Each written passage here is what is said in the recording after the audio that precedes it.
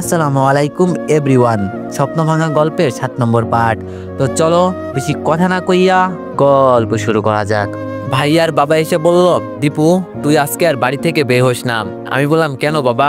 এতদিন পর গ্রামে আসছি, গ্রামটা কি একটু ঘুরে দেখতে পারবো না? বাবা বলল, বাইরের পরিবেশ ভালো না, ওরা তোরে দেখতে পারলে হয়তো মারতে পারে। চেয়ারম্যানকে কি নিয়ে যেন দেখছি পরামর্শ করছে। আম্মু বলল, ওরা আমার ছেলের কিছুই করতে পারবে না, অযথা চিন্তা করিও না, তোমার ছেলের ক্ষমতা সম্পর্কে তুমি জানো। আমি বললাম, দেখছো আব্বু, যেখানে আম্মু আমাকে নিয়ে চিন্তা করে না, সেখানে তুমি আমাকে নিয়ে অযথা চিন্তা করিও না। আর এইসব ঝামেলা তোমার ছেলে বাম হাত দিয়েই মিটিয়ে ফেলতে পারে, শুধু সময়ের অপেক্ষা। রাহাত বলল, বাবা আমি কাকাইয়ের কোলে যাব। আমি বললাম, আসো বাবা, তো আমার জন্য কি আনছো বাজার থেকে? রাহাত বলল, এই নাও কাকা, তোমার জন্য চকলেট আনছি। আমি বললাম, ওলে বাবালে, তুমি খাও। এই চকলেটটা আবার কার? তোমার মার জন্য আনছো বুঝি? রাহাত বলল, তুমি জানলা কি করে কাকা? আমি বললাম, আমি জাদু পারি, তুমি জানো না, পরে এক সময় দেখাবো, এখন যাও মাকে চকলেট দিয়ে আসো। রাহাত বলল, আচ্ছা কাকা। ভাইয়া বলল, দীপু আমি বলি কি, এই কয়দিন তুই ঘর থেকে বের হোস না। আমি বললাম, আমাকে নিয়ে তোদের একটুও চিন্তা করতে হবে না, কিভাবে কি করতে হবে তা আমি জানি। বাবা বলল, তোমরা মা ছেলে যে বসে বসে কি যে বুদ্ধি করো বুঝি না। আমি বললাম, ভাবি, ও ভাবি কই তুমি? ভাবি ভিতর থেকে বলল, এইখানে। ভাইয়া বলল, দীপু চাবিটা নে। আমি বললাম, তোর কাছে রাখ, সমস্যা নেই। ভাইয়া বলল, না থাক তোর কাছে। আমি ভাইয়ার কাছ থেকে চাবিটা নিয়ে ভাবির কাছে গেলাম। আমি বললাম, ভাবি। ভাবি বলল, বলো কি বলবে? আমি বললাম, এখানে রিয়াকে কোথায় পাবো বলতে পারবে? ভাবি আমার দিকে তাকিয়ে আছে। আমি বললাম, কি হলো? আমি কি ভুল কিছু বলেছি যে এভাবে আমার দিকে তাকিয়ে আছো? ভাবি বলল, বউকে দেখার খুব ইচ্ছে হচ্ছে না। আমি বললাম, না মানে ভাবি, এতদিন পরে আসছি তো একটু জাস্ট দেখবো কেমন আছে। ভাবি বলল, আমি জানি তুই এখনো রিয়ার অপেক্ষায় আসোস, কিন্তু আমি বুঝতেছি না তোর শ্বশুরবাড়ির লোকেরা কি শুরু করছে। আমি বললাম, আমি আসছি না, সব তথ্য বের করে ফেলবো, চিন্তা করিও না। এখন বলো রিয়াকে কোথায় পাবো? ভাবি বলল, রিয়া তো বড় ডাক্তার, আগে শহর থেকে হাসপাতালে একদিন আসছে, এখন সমস্যার কারণে এখানে আছে। শুনছি ছুটি নিয়ে নাকি 1 মাস এখানে, তাই এখানে আছে। আমি বললাম, ওই যে আসার সময় যে হাসপাতাল দেখছি ওটাই নাকি? ভাবি বলল, ওই হাসপাতালেই। আমি বললাম, ওখানে গিয়ে ওকে পাবো? ভাবি বলল, লাইনে দাঁড়াতে হবে, শহরের বড় ডাক্তার তো, এজন্য সবসময় সিরিয়াল লেগে থাকে। আমি বললাম, বুঝতে পারছি, মানুষের কাছ থেকে টাকা নেয় না। ভাবি বলল, না ফ্রিতেই, এজন্যই তো অনেক দূর থেকে অনেক মানুষ আসে। আমি বললাম, আমি একটা জিনিস বুঝতে পারছি না, যে রিয়া আমাকে কথা দিয়েছিল ফিরে আসলে ও আমার কাছে আসবে, কিন্তু ওকে কে কুমন্ত্রণা দিল দিয়ে বুঝতে পারছি না। ভাবি বলল, আমিও তো বুঝতে পারছি না। আমি বললাম, আচ্ছা ভাবি, আমি রিয়ার সাথে দেখা করে আসি। ভাবি বলল, না আজকে যেতে হবে না, আগে ঝামেলা মিটুক পরে। আমি বললাম, আরে ভাবি নো চিন্তা, কিছুই হবে না, আর বাসায় কাউকে বলবা না, বলবা বন্ধুর সাথে দেখা করতে গেছি। ভাবি বলল, সাবধানে থাকিও। আমি বললাম, ওকে ভাবি। যে বাসা থেকে বের হব, আম্মু বলল, দীপু দাঁড়া। আমি বললাম, কি হয়েছে আম্মু? আম্মু বলল, কই যাস? আমি বললাম, এই তো আম্মু, এক বন্ধুর সাথে দেখা করতে। আম্মু বলল, আমি জানি কই যাচ্ছিস, তবে যা, সাবধানে থাকবি কিন্তু। আমি বললাম, লক্ষ্মী আম্মু আমার, আসি। মাইক্রোটা নিয়ে হাসপাতালের উদ্দেশ্যে রওনা দিলাম। রিয়ার প্রতি আমার যত রাগ থাকুক না কেন, ওকে এক নজর একটু দেখবো, এতেই আমার অনেক শান্তি হবে। ভালোবাসার মানুষকে একটু দেখবো, এর থেকে বড় আর কি হতে পারে। গাড়িটা সাইড করে রেখে ভিতরে ঢুকলাম, দেখি ইয়া লম্বা লাইন। মনে মনে বললাম, সত্যি তো আমার বউ অনেক বড় ডাক্তার হয়ে গেছে। আমি যেই ভিতরে যাব, একটা মেয়ে এসে বলল, স্যার স্যার কি করছেন? দেখেন না আপনার মতো অনেকেই দাঁড়িয়ে আছে লাইনে, লাইনে দাঁড়ান যদি ম্যামকে দেখতে চান। আমি বললাম, এভাবে কতক্ষণ দাঁড়িয়ে থাকবো বলেন, একটু ছাড় দেওয়া যায় না? মেয়েটি বলল, সরি, কিছু করার নেই, যদি পারেন দাঁড়িয়ে থাকেন, আপনার সাথে এত কথা বলার সময় আমার নেই। মনে মনে বললাম, বড় ডাক্তার দাঁড়িয়ে তো থাকতেই হবে, কিন্তু আমি দেখে এটা শুনলে হয়তো শুনে আগে সালাম করতো। থাক সেই সব কথা বাদ দিই, রিয়াকে দেখার জন্য যদি লাইনে দাঁড়িয়ে থাকতে হয় থাকলাম, কিন্তু আমার ভুলটা যে কোথায় আজকে জেনে যাব। কি জন্য সে আমার থেকে দূরে, নাকি টাকার নেশায় এমন পথে নামলো? ধুর, কি সব চিন্তা করছি আমি। ফোনটা বের করে রাজুকে কল দিলাম। আমি বললাম, হ্যাঁ রাজু, সবকিছু ঠিকঠাক চলছে তো? রাজু বলল, একটু কষ্ট হচ্ছে বন্ধু, তুই তাড়াতাড়ি আয়, এত প্যারা নিতে পারবো না। আমি বললাম, তোর চিন্তা করতে হবে না, 2-3 দিন পর আমার পরিবার আসছে, পরে বাবার ভাইয়া সবকিছু দেখাশোনা করবে। রাজু বলল, তাহলে তো বন্ধু আমি একটু শান্তি পাবো। আমি বললাম আচ্ছা তুই সারা জীবন শান্তিতেই থাকিস এটাই দোয়া করি। রাজু বলল মজা করিস সালাম, যে শান্তিতে রাখছোস আজীবন মনে থাকবে। আমি বললাম এরকম শান্তিই তো লাগবে বল। রাজু বলল আর তোর জন্য কি একটু শান্তিতে থাকতে পারবো না? আমি বললাম ওমা আমি আবার কি করলাম? রাজু বলল আমার বউকে এসে ফারজানা নিয়ে গেছে, বলে এটাই নাকি শেষ মিশন। আমি বললাম আসলে আমার পরিবারের সাথে আমার শ্বশুর বাড়ির লোকেদের একটু ঝামেলা হয়েছে, এর জন্য আর কি, তুই চিন্তা করিস না, 1-2 দিন রেখেই ছেড়ে দিব।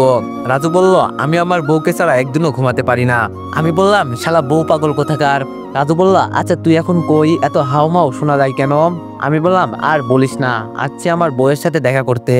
রাজু বলল কেন, তুই তোর বউকে দেখিসনি এখনো? আমি বললাম আরে বেডা আমার বউকে নিয়েই তো যত সব ঝামেলা। রাজু বলল কেন, ও কি সব জানে না? আমি বললাম ওর পরিবার ওকে সব উল্টাপাল্টা কি সব বুঝিয়ে নিয়ে গেছে, আজকে তাই জিজ্ঞেস করতে আসলাম। রাজু বলল তো লাইনে কেন? আমি বললাম আরে শালা আমার বউ শহরের সবচেয়ে বড় ডাক্তার।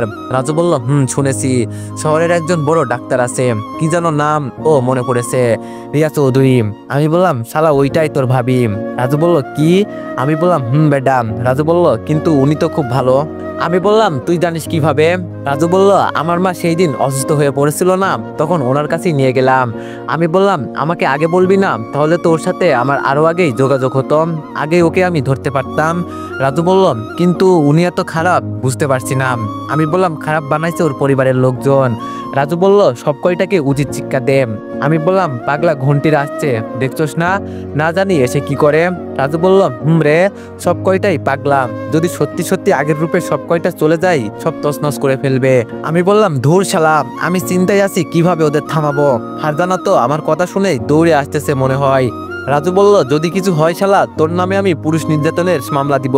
আমি বললাম আচ্ছা সে দিস, আচ্ছা ফোন রাখি রে, লাইনের কাছাকাছি এসে গেছে। রাজু বলল সাবধানে থাকিস রে। আমি বললাম ফোনটা রেখে আশেপাশে দেখতেছি, সত্যি কি এখানে বিনা টাকায় চিকিৎসা করা হয়? অনেকেই আবার দেখি হাসপাতালে ভর্তি আছে। মেয়েটা এসে জিজ্ঞেস করলো স্যার আপনার নামটা কি? একটু পর আপনার ডাক পড়বে, নাম বলা যাবে না, নইলে রিয়া চিনে ফেলবে। তানজিম নামটা এটা তো চিনে নাম, এটাই বলা যাবে। আমি বললাম এই আমার নাম তানজিম। মেয়েটি বলল আগে পিছে কিছু নেই? আমি বললাম জি, পাগলা তানজিম খান। মেয়েটি বলল এটা কি পদবি? হ্যাঁ পাগলা তানজিম খান।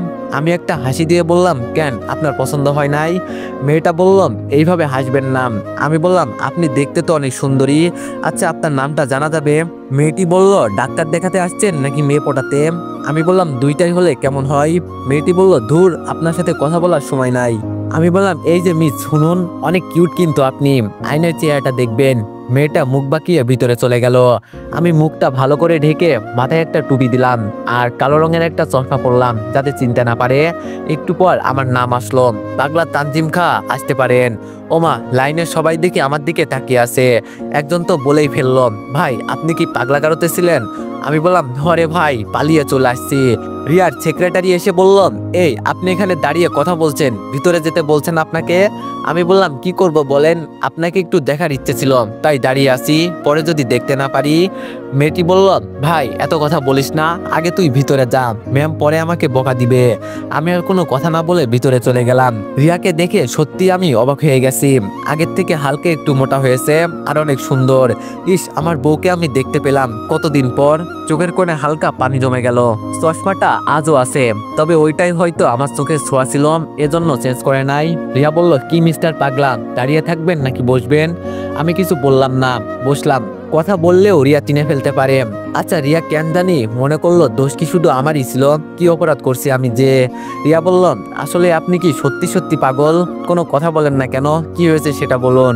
হঠাৎ রিয়ার ফোনে একটা মেসেজ আসলো। ফোনের ওয়ালপেপারে আমার পিক দেখে তো আমি অবাক হয়ে গেছি, কি থেকে কি হচ্ছে কিছুই বুঝতে পারছি না। তাহলে ও কি এখনো আমাকে ভালোবাসে? রিয়া বলল এই যে কি নাম জানো, তানজিম, এখানে কি জন্য আসছেন? আপনার অসুস্থর কথা না বললে চলে যেতে পারেন, আপনার মতো অনেকেই লাইনে দাঁড়িয়ে আছে, ওদের তো অন্তত একটা সুযোগ দেন, এত সময় নষ্ট করবেন না। আমি মুখের মাস্কটা হালকা করে খুলে চশমাটা হাতে নিলাম। আমি বললাম রিয়া। রিয়া অবাক চোখে আমার দিকে তাকিয়ে আছে। আমি বললাম আমার সাথে কেন এমন করলেন? আমি কি এমন করেছি যে? আচ্ছা দোষ কি শুধু আমার একারই? আমি একা শান্তি ভোগ করব? তোমাকে বিয়ে করা কি আমার অপরাধ ছিল? রিয়া কোনো কথা বলছে না, তবে ওর চোখে পানি জমে গেছে, এটা দেখতে পারছি। আমি চলে গেলে কান্না করবে, এটা আমি শিওর। রিয়া বলল মিতু, ওই মিতু। রিয়ার সেক্রেটারি এসে বলল, জি ম্যাম। রিয়া বলল, কই থেকে এইসব লোক আসে, নিয়ে যাও একে, আর 10 মিনিট কাউকে ভিতরে পাঠাবা না। আমি বললাম, রিয়া আমি তোমার কাছে। ঋতু বলল, ভাই তুই আর কোনো কথা বলিস না, চল আমার সাথে। আমাকে বের করে দেওয়া হলো দেয়ার কেবিন থেকে।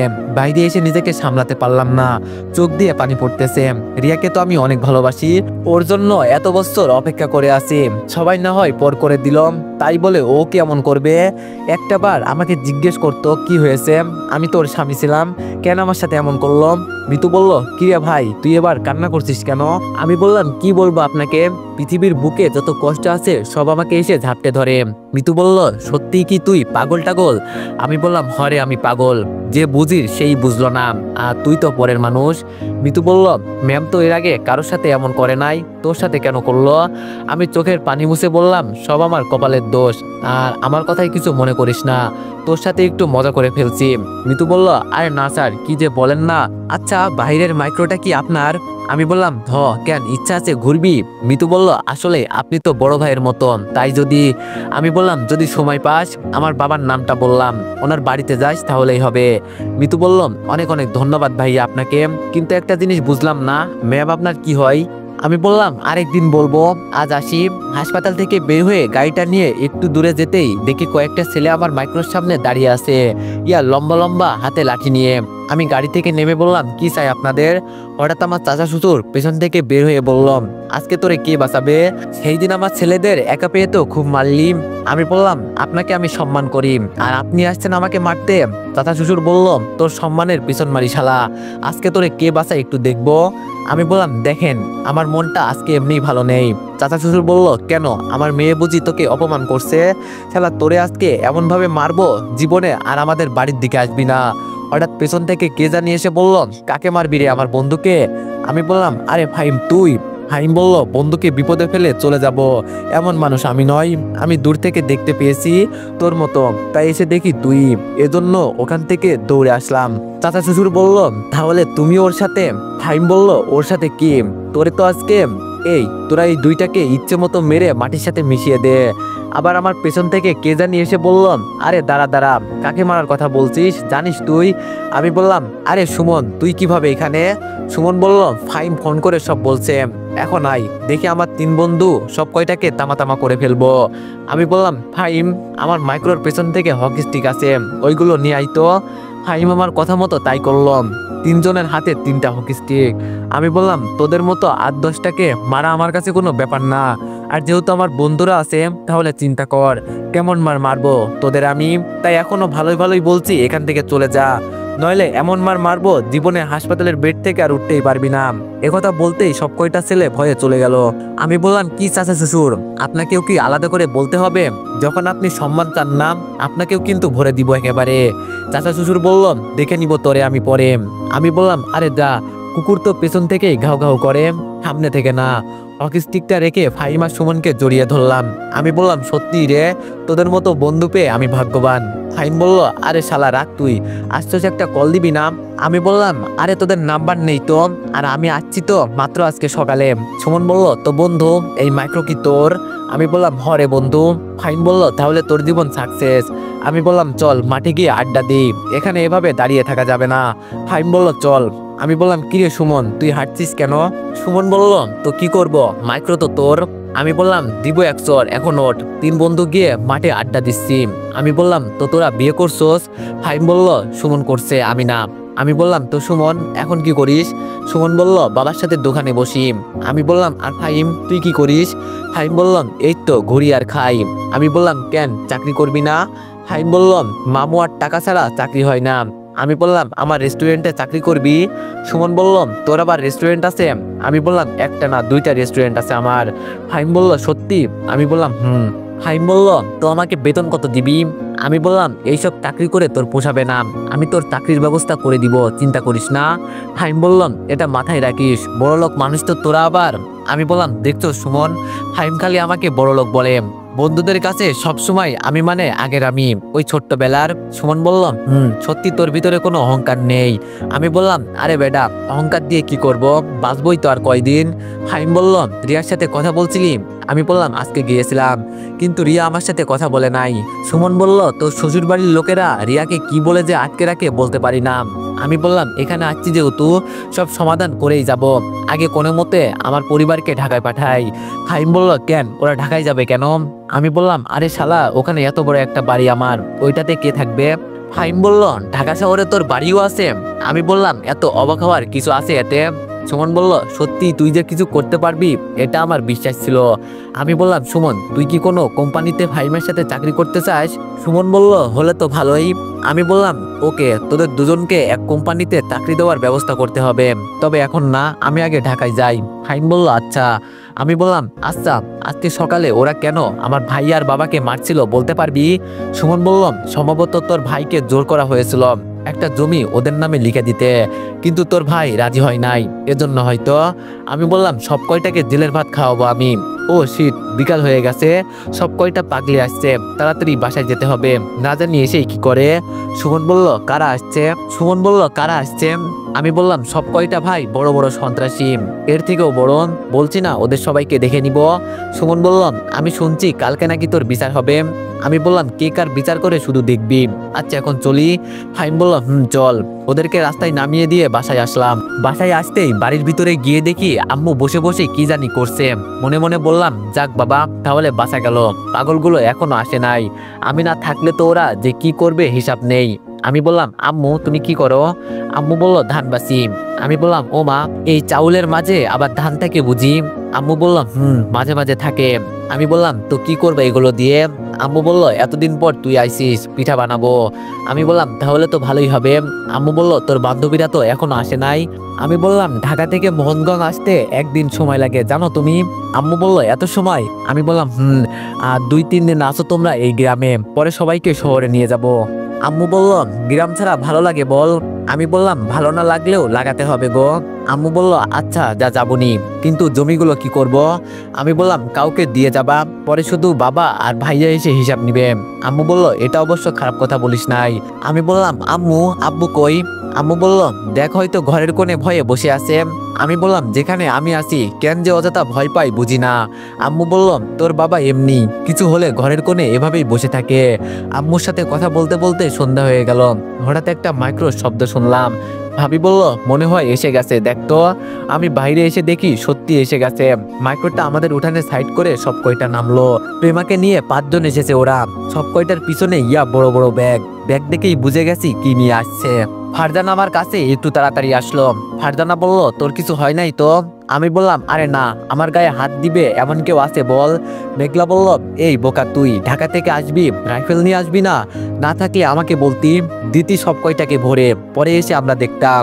আসলে আমি ফারজানার সব কয়টা বান্ধবীকে চিনি, আর ওরাও আমাকে ভালো করে চিনে, আমি যে ফারজানার বেস্ট ফ্রেন্ড। আমি বললাম আরে তোদের চিন্তা করতে হবে না, এমনি যেই মার দিছি সব কয়টা মনে হয় হাসপাতালে ভর্তি। প্রেমা বলল স্যার আমাকে ভুলে গেছেন বুঝি? আমি বললাম দেখো দেখো আমার ছাত্রী কি বলে, আর তোমাকে ভোলা যায় বলো? প্রেমা বললাম আপনার সাথে কথা নাই, আপনি আমাকে নিয়ে আসেননি। আমি বললাম এখানে আসো।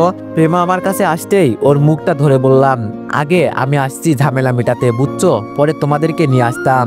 প্রেমা বলল বুঝছি, ফাঁকি দিতেন আমি জানি। ভাবি বললাম এই দীপু সবাইকে নিয়ে ভিতরে চল, বাইরে দাঁড়িয়ে আসোস। ফারজানা বলল এটা কে রে? আমি বললাম আমার বড় ভাইয়ের বউ। ফারজানা বলল ভালো আছেন ভাবি? ভাবি বলল আমি ভালো আছি, তোমরা সবাই ভালো আছো? কথা বলতে বলতে বাসার ভিতরে চলে গেলাম, দেখি আম্মু সহ সবাই ভিতরে বসে আছে। ওরা সবাইকে সালাম করলো। আমি বললাম আয় তোদের রুমগুলো দেখিয়ে দিই। ফারজানা বলল কিসের রুম? হ্যাঁ আগে সব কয়টাকে দেখবো পরে, বলেই ব্যাগ থেকে সবাই রাইফেল বের করলো।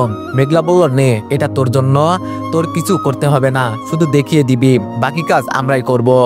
বাবার ভাইয়া তো ওদের কথা শুনে ইয়া বড় বড় চোখ করে তাকিয়ে আছে। আমি বললাম আরে আমার কথাটা শোন। ফারজানা বলল কোনো কথা শুনতে চাই না, জীবনে কত ছেলেকে মারলাম, এটা না হয় শেষ কোন, আর তোকে চিন্তা করতে হবে না, এইসব ঝামেলা মিটিয়ে যাব আমরা। বাবা দৌড়ে ওদের সামনে এসে বলল দেখো তোমরা আমার মেয়ের মতো, থাক ওদের ক্ষমা করে দাও। আর দীপু ওদের যেইভাবে মারছে মনে হয় উচিত শিক্ষা হয়েছে ওদের।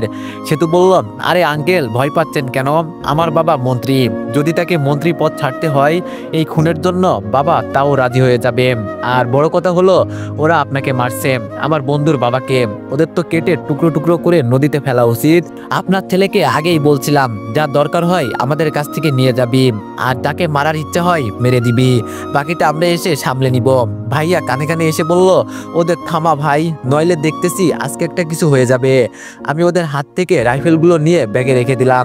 আমি বললাম, ভাবি, ও ভাবি। ভাবি বলল, কি হয়েছে? আমি বললাম, যাও ওদের হাত মুখ ধুইয়ে আনো, কলটা একটু দেখিয়ে দাও। ফারজানা বলল, কিন্তু। আমি বললাম, কোনো কিন্তু নয়, পরে কথা বলবো। আর এখানে আসছোস ভালো হয়েছে, আমি হয়তো এখান থেকে চলে যাওয়ার পর আর গ্রামে নাও আসতে পারি, তাই আমার সাথে সাথে গ্রামটা দেখে যাবি। এখন চুপচাপ ভাবির সাথে যা। প্রেমা বলল, দেখছো তো আপু ভাই আর কি বুদ্ধি। আম্মু বলল, দীপু এই পিচ্চি মেয়েটা কে? আমি বললাম, আরে আম্মু এটা আমার ছাত্রী। আম্মু বলল, খুব কিউট আছে বলতে হবে। প্রেমা বলল, ধন্যবাদ আন্টি। আমি বললাম, প্রেমা যাও হাত মুখ ধুয়ে এসো। প্রেমা বলল, আপনি আসেন। আমি বললাম, আমি গিয়ে কি করব, ভাবি তো আছে। আম্মু বলল, আরে জানা এমন করছিস কেন? আমি বললাম, চলো। ভাবি আপনি গিয়ে রান্না করেন, আমি চাপ দিচ্ছি কলে। ভাবি চলে যাওয়ার পর মেঘলা বললাম, আমার মনে হয় কি জানিস, সবার আগে তোরে মারা উচিত। শালা কত দূর থেকে আসলাম একটা খুন করব বলে, তোর জন্য সব মাটি হয়ে গেছে। আমি বললাম, কখনো কোনোদিন গ্রামে গেছোস? ফারজানা বলল, না যাই নাই তো। আমি বললাম, আমাদের গ্রামটা অনেক সুন্দর, দেখতে পারবি। কথা ঘোরানোর জন্য বললাম, নইলে যে পাজির পাজি ওরা। সেতু বললাম, আমরা এখানে আসছি কেন? আমি বললাম, আর বলিস না, এখানকার চেয়ারম্যান ভালো না। ফারজানা বলল, কেন রে? আমি চেয়ারম্যানের বিষয়ে সব বললাম। মেঘলা বলল, তাহলে কালকে তোর বিচার করবে তাই নাকি? আমি বললাম, ফারজানা বলল, দেখ কালকে কে কার বিচার করে, শালাকে যদি পদ থেকে সরাতে না পারি আমার নামও ফারজানা না। আমি বললাম, আমিও কালকের দিনের অপেক্ষায় আছি। প্রেমা বলল, ভাইয়া ভাবির সাথে দেখা করো নাই? আমি বললাম, গিয়েছিলাম রে, কিন্তু ওরা কি সব কুমন্ত্রণা দিয়ে ওকে আটকে রেখেছে। ফারজানা বলল, বুঝলাম না, তোর বউ আবার তোর কথাই শোনে না? আমি বললাম, আমার কাছে থাকলে তো শুনতো শালি। ফারজানা বলল, দেখ এমনি এত দূর থেকে আসছি, কিছু বলবি না, নইলে তোরে কিছু করতেও তো দিলি না। প্রেমা বলল, এই তুই কারে কি কস? আমার ভাইয়াকে মারবি আর আমি বসে বসে দেখবো? ফারজানা বলল, বুঝি বুঝি, এজন্যই তুই প্রেমাকে তোর হাতিয়ার করে নিয়ে আসছোস, যাতে আমি কিছু করতে না পারি। আমি বললাম, আচ্ছা চল সবাই ভিতরে। আর একটা কথা। প্রেমা বলল, আবার কি ভাইয়া? আমি বললাম, আমার পরিবার কিন্তু এতটা বড় লোক না, তাই যা আছে তাই খাবি, আর যেখানে থাকতে দেয় না কেন। ফারজানা বলল, দিব শালা পিছনে এক লাথি, তোর বলতে হবে না, আমরা সব ম্যানেজ করে থাকতে পারবো। সবাই ভিতরে যাওয়ার পর ওদের গামছা দিলাম, হাত পা মুছে চেয়ারে বসলো। গ্রাম অঞ্চলের বাড়ি তো এজন্য সোফা নাই। আম্মু বলল, এই নাও মায়েরা। ফারজানা বলল, এটা কি আন্টি? আমি বললাম, আমাদের গ্রাম অঞ্চলের শরবত, কখনো তো গ্রামে আসিস নাই, এখন খা, শরীর ঠান্ডা হয়ে যাবে। মেঘলা বলল, কেন অযথা কষ্ট করতে গেলেন আন্টি? আম্মু বললাম, তোমরা আমাদের বাড়ির মেহমান, তোমাদের সেবা করা আমাদের কর্তব্য। প্রেমা বলল, মেহমান মানে কি আন্টি? আম্মু বলল, অতিথি বোঝো মা, ওইটাই। প্রেমা বলল, ও বুঝছি, তবে আমি মেহমান না। আমি বললাম, তাই নাকি, তো আপনি কি হন আমাদের? প্রেমা বলল, আমি ভাই আর বোন, এই বাড়ির সদস্য। ফারজানা বলল, আজ থেকে তুই আমাকে বোন বলবি না, তোর আমাদের বাড়িতে জায়গা নাই। প্রেমা বলল, যা, তোর বাড়িতে কে থাকবে? আম্মু বলল, থাক, আমার মেয়ে আমার কাছে থাকবে। আম্মু আর প্রেমার কথা শুনে আমরা সবাই হাসতে লাগলাম। রাতে সবাই টেবিলে বসলো খাবার খেতে, শুধু আমি, আম্মু আর ভাবি ছাড়া। ফারজানা বলল, কি রে তুইও বস। আমি বললাম, না, আগে তোরা খা, পরে আমরা খাবো। সেতু বলল, বস, ভালো করে বলতেছি। ভাবি বলল, যাও ভাই বসো। সবাই খুব মজা করে খেলাম। ফারজানা বলল, সত্যি আন্টি আপনার হাতের রান্না অসাধারণ। প্রেমা বলল, একটা গোপন কথা বলি আন্টি। আম্মু বলল, বলো। প্রেমা বলল, ভাইয়াও কিন্তু সে রান্না করতে পারে, সেই দিন রেস্টুরেন্টে রান্না করছে, খুব মজাই হয়েছে, শুনেছি নাকি আপনি শিখিয়ে দিয়েছেন। আম্মু বলল, সত্যি বাবা, তুই এতগুলো মানুষের খাবার রান্না করছোস? আমি বললাম, আরে আম্মু, আমি তো চেষ্টা করেছি, তুমি তো জানো তোমার ছেলে যেই কাজ ধরে সেটা করেই ছাড়ে। ভাবি ওদের রুমগুলো গুছানো হয়েছে? ভাবি বলল, আসো আমার সাথে। ফারজানা বলল, কিছুক্ষণ বসে আড্ডা দিই, পরে ঘুমাই। আমি বললাম, ঘরে বসে থেকে মজা নাই, চল উঠে না যাই। ফারজানা বলল, আপনারা ঘুমিয়ে পড়েন আন্টি। আম্মু বলল, আরে সমস্যা নাই, আমরা এমনি একটু সময় করেই ঘুমাই। আম্মু ঘরে রইল। আমি বললাম, ভাবি আপনি আসেন। তো এভরিওয়ান, নেক্সট পার্টের জন্য সবাই অপেক্ষা করো, আর সবাই একটু বেশি বেশি লাইক আর কমেন্ট করে দিও। ধন্যবাদ।